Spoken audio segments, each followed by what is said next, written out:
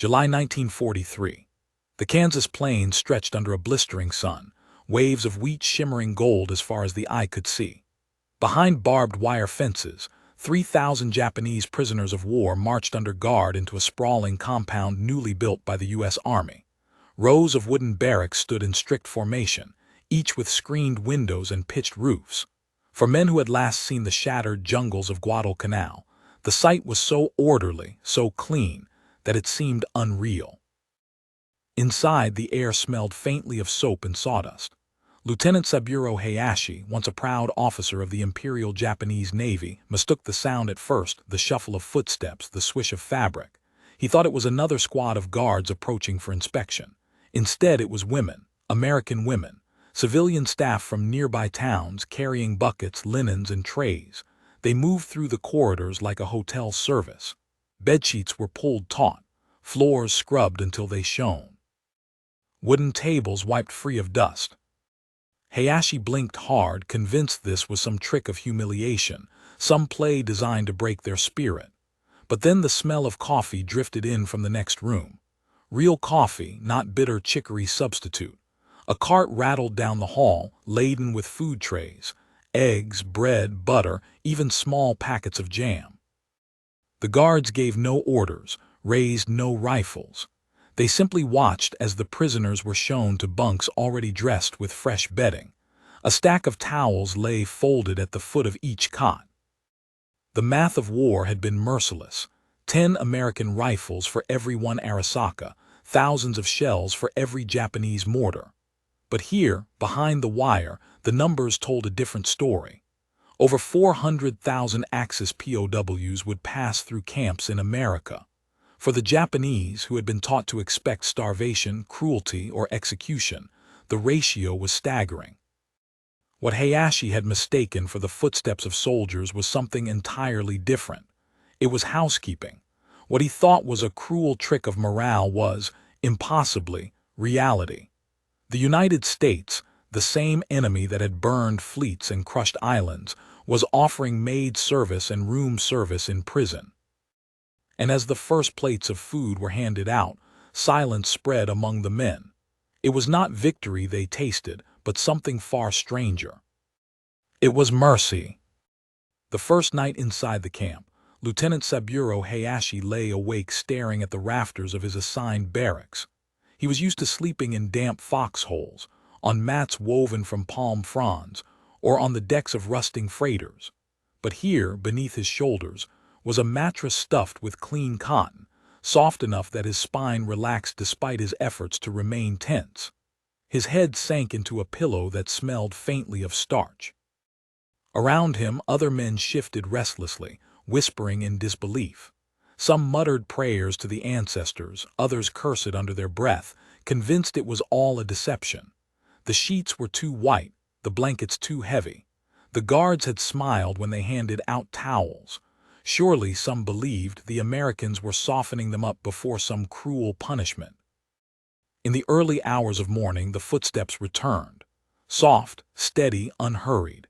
Hayashi sat up, bracing himself for an order. Instead, he saw the same women as before, local hires, matrons in aprons and kerchiefs, carrying basins of water and fresh linens. One of them even hummed as she worked, a tune he did not recognize. She smiled politely at the prisoners as if they were simply guests at an inn. Hayashi felt heat crawl up his neck. He had been raised in an empire where captured soldiers were seen as failures, disgraces. In Japanese prison camps, men were forced to drink fetid water, starved on handfuls of rice, beaten daily with rifle butts. Yet here, the enemy's women folded his sheets. When breakfast came, the shock deepened. A whistle blew outside, and guards directed the men into a dining hall lined with long wooden tables. At first they hesitated, unsure if it was a trap. Then came the smell. Fried eggs sizzling on hot pans, bread toasted golden, butter melting into soft yellow pools. There were even steel pitchers of milk, cold, sweet, untouched by rot. The prisoners ate in silence, their chopsticks awkwardly replaced by American forks and knives. Some tried to resist, setting their trays aside out of pride. But hunger was stronger. Within minutes, The sound of metal scraping plates filled the hall. A few of the younger soldiers wept quietly as they chewed, shoulders trembling. After the meal, the guards marched them out into the yard. But the rifles were slung casually, not leveled. The men were not ordered to dig ditches or haul stone.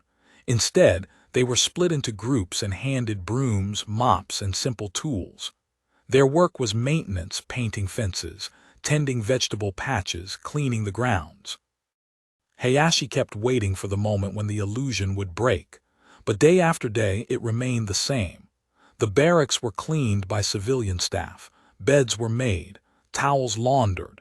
Each morning breakfast appeared steaming hot. Evenings brought hearty stews, fresh bread, sometimes even fruit. One afternoon, as the men filed back from work detail, a cart rolled down the barracks row, rattling with glass bottles. Inside was lemonade, ice clinking against the glass, condensation beating on the outside. The camp's quartermaster had ordered it from town. The guards distributed the bottles evenly, as though they were rewarding soldiers, not imprisoning them. The prisoners stood in stunned silence, clutching cold drinks in their hands. For men who had sweated through jungles on Guadalcanal, where malaria and dysentery killed more than American bullets, the simple sting of lemonade on the tongue felt almost unreal.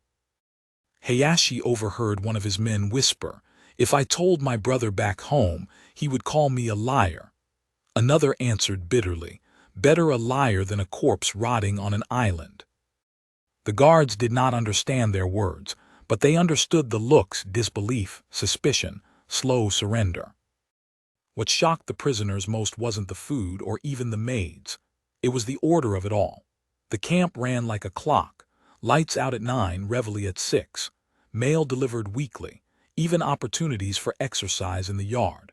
Prisoners were permitted to write home under watchful eyes. They were allowed to keep diaries. Some were given books from a camp library stocked with translations of Shakespeare, history texts, and American novels. One evening, while the prisoners sat at their tables, the staff wheeled in trays with coffee pots and ceramic mugs. On each tray were biscuits, sugar packets, and a dish of butter. It was indistinguishable from a hotel service. Men who had fought to the death on crumbling ridges now stared at porcelain cups with steaming coffee, bewildered. Hayashi lifted his cup, inhaling the aroma. He remembered jungle nights where he drank rainwater pooled in helmets. He remembered gnawing on strips of bark to keep the hunger pangs at bay. Now, in captivity, he was drinking coffee so rich it almost made him dizzy. For days afterward, his dreams were filled with contradictions. Explosions and hunger on one side, fresh linens and steaming mugs on the other. Some prisoners began to change. A sergeant who once spit at the guards now nodded politely when served breakfast. Others began practicing their English with camp staff, eager to understand the Americans who smiled at them without malice. A few volunteered for extra duties, hoping to earn privileges, cigarettes, magazines, even occasional trips to nearby farms under guard. Not everyone accepted it. Some whispered that the comfort was poison, that America was stripping them of their warrior spirit with kindness instead of chains. One night, Hayashi found a note scrawled in charcoal on a barracks wall. "Better to starve with honor than to live like pampered dogs." But even those who cursed the comfort could not resist eating the meals. Their hands trembled as they reached for trays, their eyes hardened with shame. Hunger, comfort, and confusion warred inside them. Weeks passed, and the camp became its own small world. Prisoners lined up for morning inspections, then dispersed to gardens or workshops. Some were trained as cooks, bakers, carpenters. They discovered that their guards treated them not with hatred, but with the weary discipline of men simply doing a job. The maids became a fixture. Each morning they swept the halls, replaced sheets, scrubbed basins. They spoke little Japanese and the prisoners spoke little English, but small gestures crossed the gap. A nod of thanks, a half-smile when a bed was made especially neat. The sheer normalcy of it chipped away at the image of Americans as monsters. And so the shock turned into something else, something quieter, more dangerous to the beliefs these men had carried into war. The sound that had first been mistaken for marching boots was no longer strange.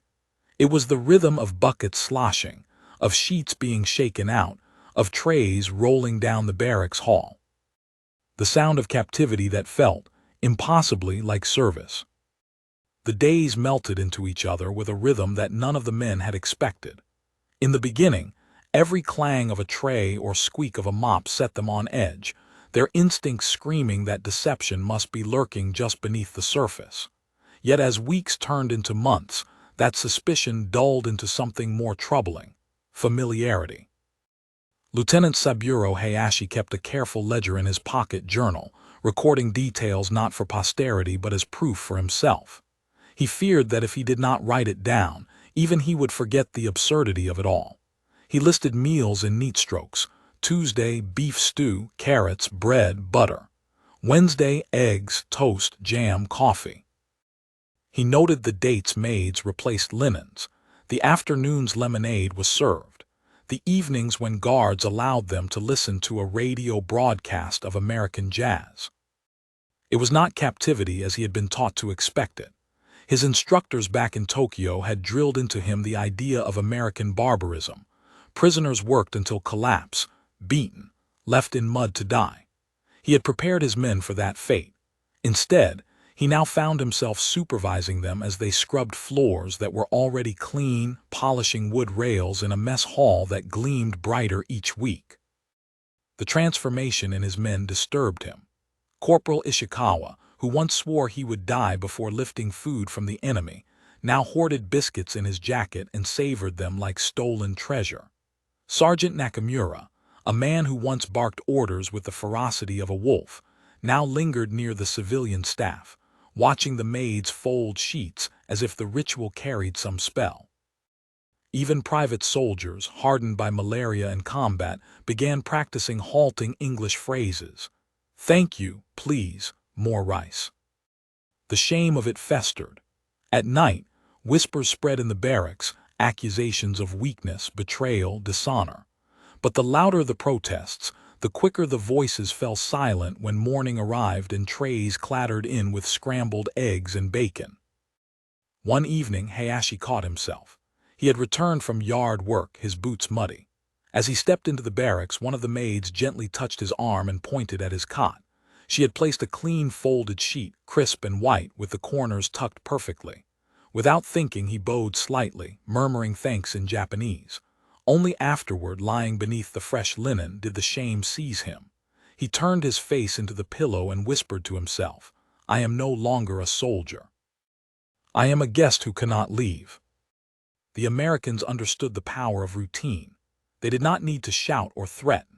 They created an order so stable it began to feel safer than freedom. Work assignments rotated. Some prisoners tended vegetable plots behind the fences, others mended uniforms, still others baked bread in camp kitchens.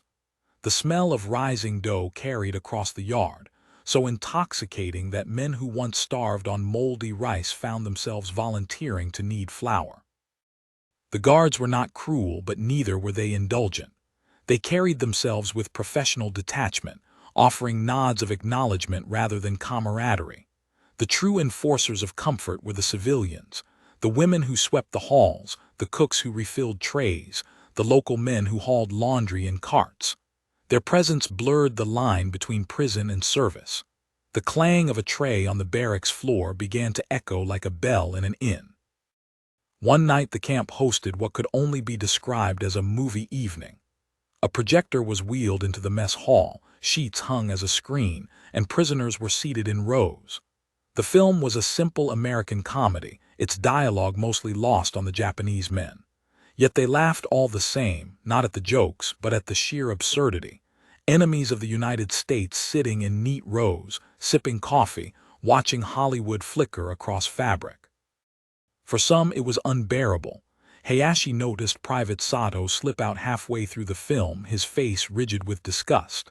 Later he found Sato alone in the yard, knuckles white around the wire fence.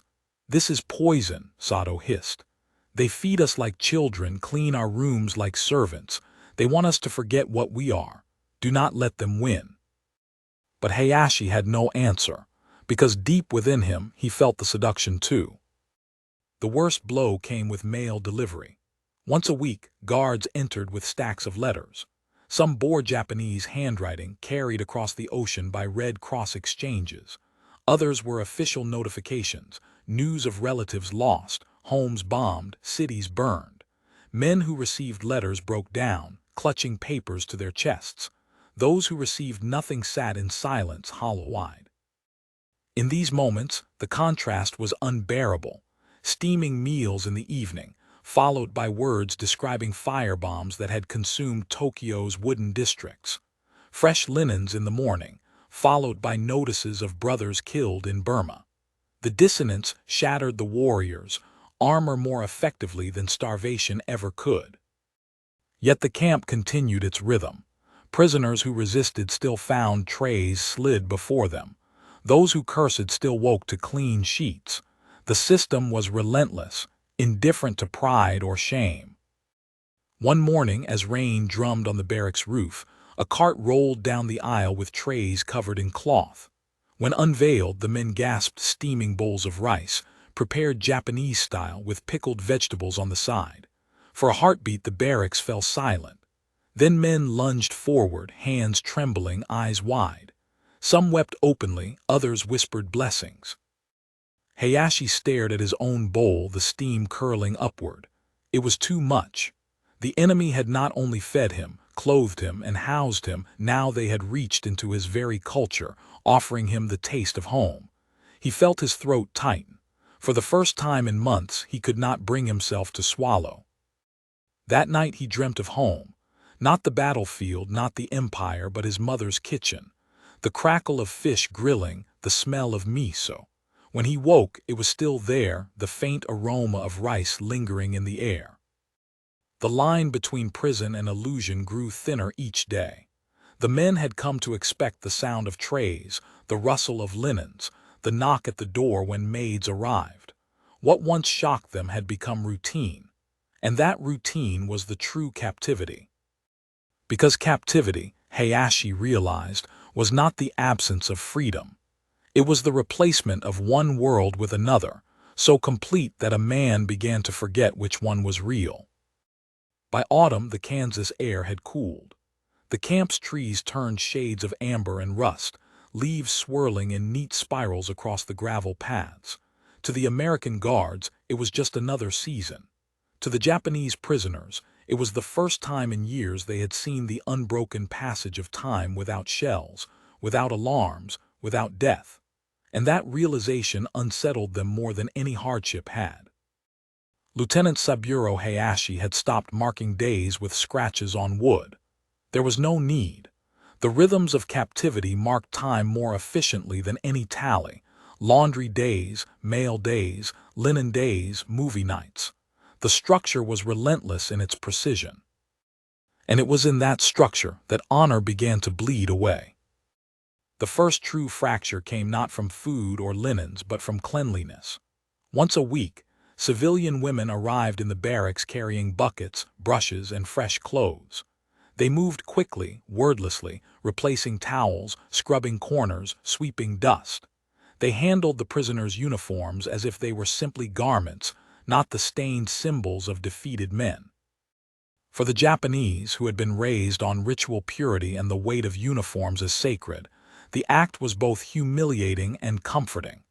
To surrender one's clothes into another's hands was unthinkable. Yet they did, week after week, because the return was irresistible, crisp, clean, pressed. Some embraced it without shame. Ishikawa strutted through the yard one morning boasting of how his shirt smelled of soap and lavender. Others, like Private Sato, resisted fiercely. He refused to hand over his garments, preferring instead to scrub them himself in cold water until his fingers bled. He ate in silence, avoided the movie nights, kept his distance from the maids. Yet even he, Hayashi noticed, once accepted a folded towel left at his cot. Resistance was futile. Comfort was not offered as choice but as inevitability.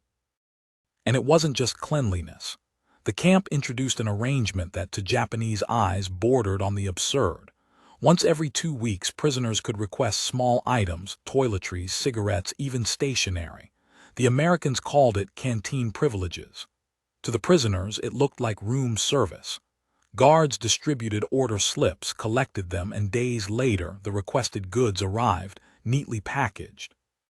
The first time this happened, the barracks erupted with laughter. Men believed it was a cruel parody. To offer luxuries to captives was like mocking their defeat. Yet when the packages came, filled with soap, chocolate, and paper for letters, the laughter died. They accepted the goods in silence, each man confronting the same haunting question: was this generosity, or was it conquest of the spirit? Hayashi struggled most of all. He still wrote in his journal nightly, but his words grew increasingly conflicted. One entry read, "The enemy feeds me. The enemy washes me. The enemy gives me paper to write. I am losing the edges of myself." The edges dulled further when guards introduced a new routine: inspections not for discipline but for comfort.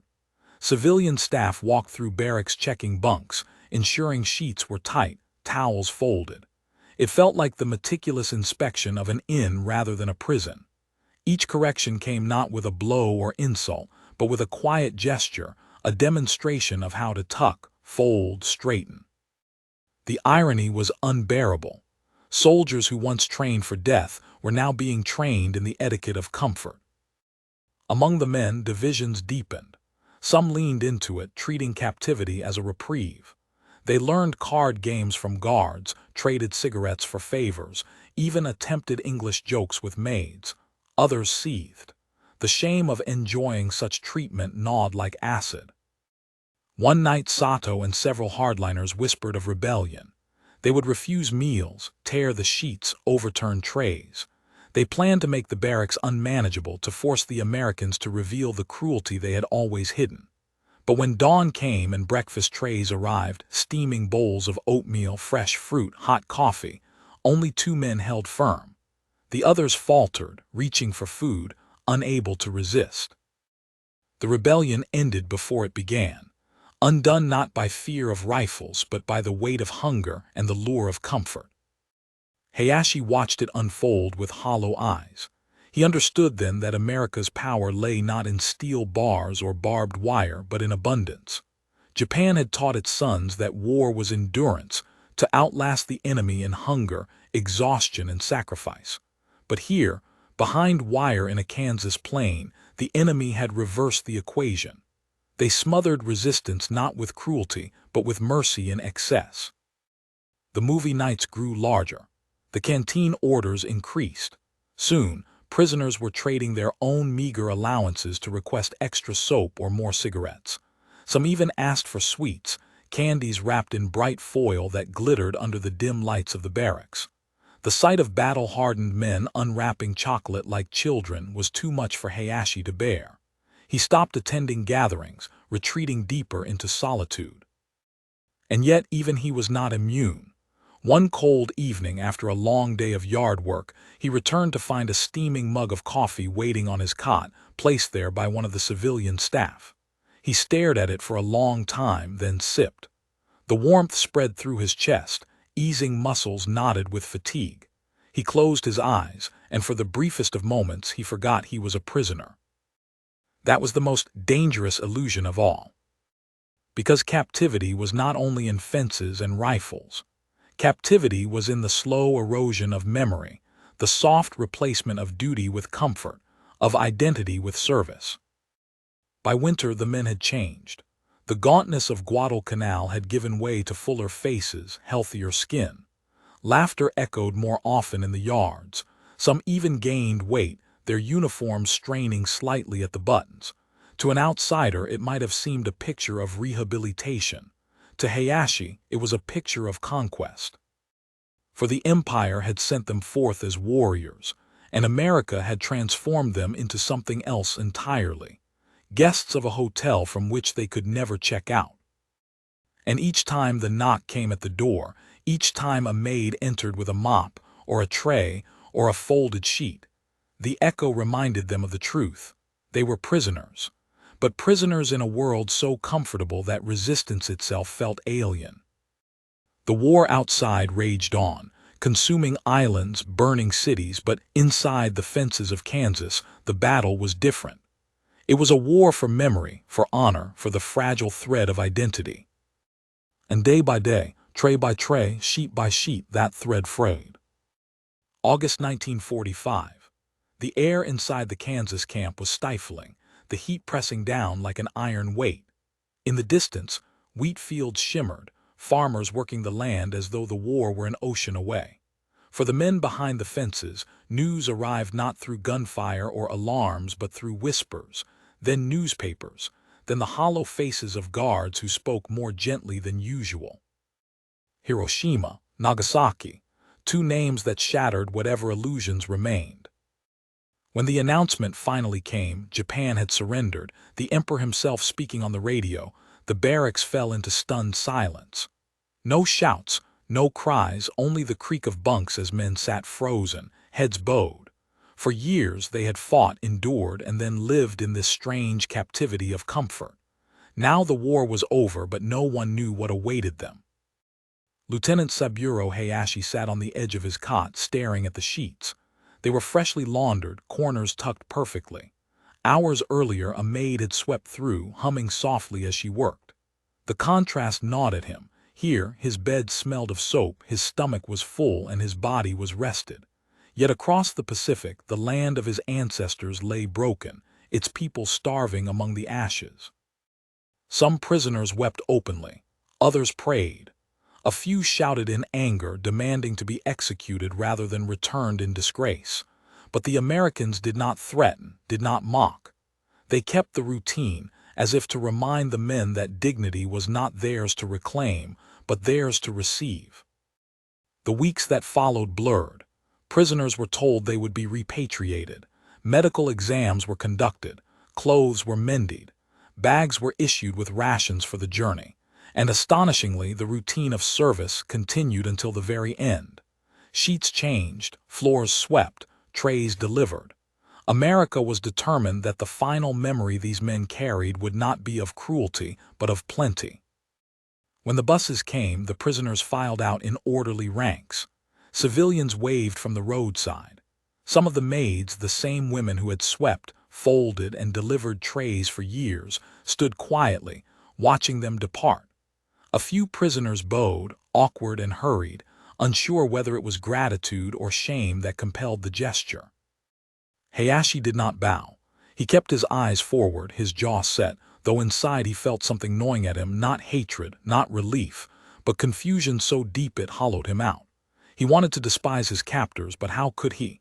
They had fed him when he was starving. They had clothed him when he was ragged. They had shown mercy where he had expected death. That mercy was a weapon sharper than any blade because it left no wound to heal. The voyage across the Pacific was long. The men spoke little, staring into the endless horizon. At night, Hayashi lay awake, replaying the sounds of captivity, the rattle of trays, the knock of a maid at the door, the hum of a mop against wooden planks. Those sounds haunted him more than the roar of engines or the crack of rifles ever had. And then Japan. The ship docked at a port that no longer resembled a nation at war. Smoke still rose from gutted cities. Children with hollow eyes scoured rubble for scraps. Families lived in makeshift shelters, their clothes threadbare, their hands blistered. The prisoners stepped ashore in disbelief. For years, behind American fences, they had lived with fresh sheets, clean towels, trays of food, coffee in the mornings. Now, returned to their homeland, they found only ashes, hunger, and ruin. For the first time, many wept not for defeat but for the unbearable irony. Captivity had been comfort, while freedom was devastation. Hayashi walked through the ruins of Tokyo weeks later, his uniform hanging loosely on him, his journal tucked under his arm. The streets smelled of smoke and sickness. Mothers begged for rice. Children fought over scraps. He stopped before a collapsed house, its walls blackened, its roof gone. This had been a neighbor's home. Now it was nothing but cinders. He opened his journal, reading the words he had written in Kansas. Lists of meals, notes on linen changes, descriptions of movies, coffee, even laughter. It felt obscene, like records from another world. And yet it was real, more real perhaps than the rubble beneath his feet. As he closed the book, he realized what captivity had truly been. Not the fences, not the guards, not even the shame. Captivity had been the transformation of expectation, to accept service from an enemy, to live in comfort while one's homeland burned. For the rest of his life, Hayashi never spoke of the Kansas camp in detail. When asked, he would only say, "We were not treated as prisoners, we were treated as guests, and that was harder to bear." Because in the end, the maid service and room service were not kindness. They were a mirror that forced him to confront not what America was, but what Japan was not. And that was the cruelest captivity of all.